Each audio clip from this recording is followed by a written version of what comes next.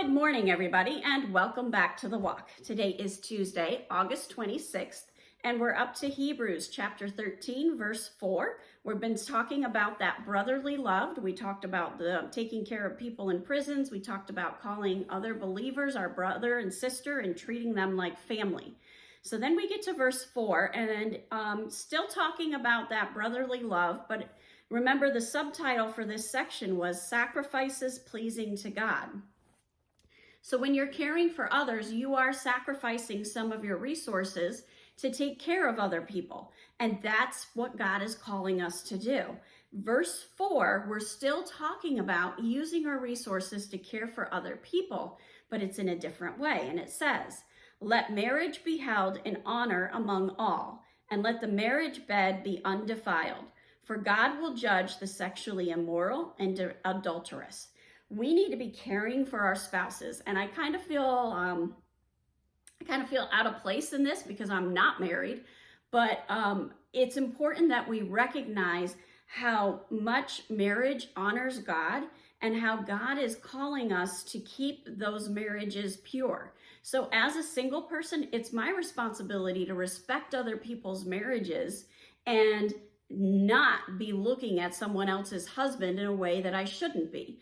And within a married couple, you should still be doing the same thing. You only look to your spouse for those sexual needs. In the Cultural Study Bible, it had this to say: many ancient writers spoke of honoring the marriage bed. The bed was a euphemism for intercourse. Most people regarded adultery as wrong, although it was commonly reported. Greek men often married around age 30, before that time fulfilling sexual urges with prostitutes, slaves, or other males. Greek men often had affairs with boys around the age of puberty and young men in their teens. Following scripture, Jewish circles regarded such behaviors as immoral. The Apologetic Study Bible had this to say: how does this fit with Paul's exaltation of singleness in 1 Corinthians 7, verses 7 and 8? Paul nowhere condemned marriage. Instead, he simply said that being unmarried enables one to devote more undistracted time to the Lord. So if you go to 1 Corinthians 7, verses 32 through 35, 1 Corinthians chapter 7, verses 7 and 8, you're going to see that he says it's good to be single because then you can be focused on ministry. But he doesn't say it's wrong to be married. In fact, he says if you have those urges, you should be married, but your first ministry is to your spouse and caring for your spouse. Verse 5, keep your life free from the love of money and be content with what you have. For he has said, I will never leave you nor forsake you. Remember, God is going to provide for your needs. Be content with what God has provided for you. The Cultural Study Bible had this to say: notice that this challenge follows the warning against sexually immoral behavior. Greed and immorality are closely connected in the New Testament. All too often, the love of material things and luxury and the constant desire for wealth open a person up to sexual sins. So you're always looking for that grass that's greener on the other side. You're always looking for what's better. And that's what pulls you away from Christ, and that's what pulls you into sin.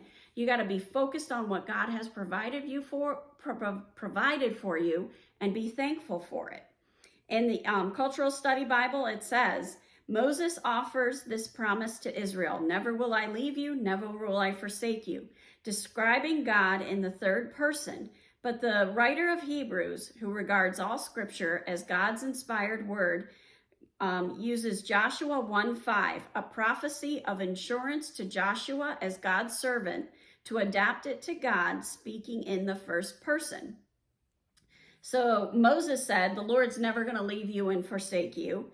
And then in Joshua, he said, that God is not going to leave you or forsake you. And here in Hebrews, he's saying, you can count on it. The Lord has said, never will I leave you, never will I forsake you.